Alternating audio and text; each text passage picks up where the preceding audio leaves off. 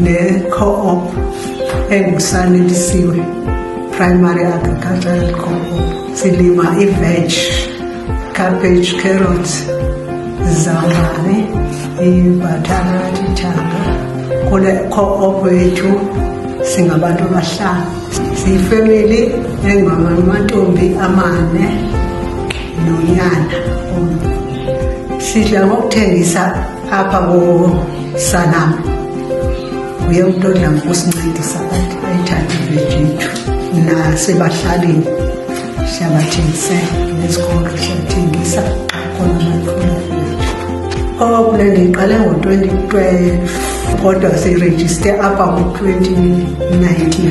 Saqhubeka ke ngoku simane sisebenza sithengisa ngolo hlobo.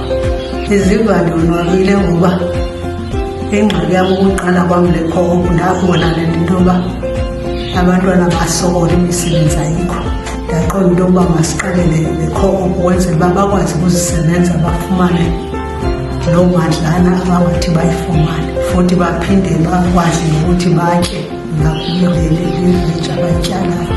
Ndinalo ithemba because bayasebenza, ndincediswa ngabo kakhulu. Mna ndisenawo amandla okuyisebenza i-co-op, sele kuncedisa bona kakhulu.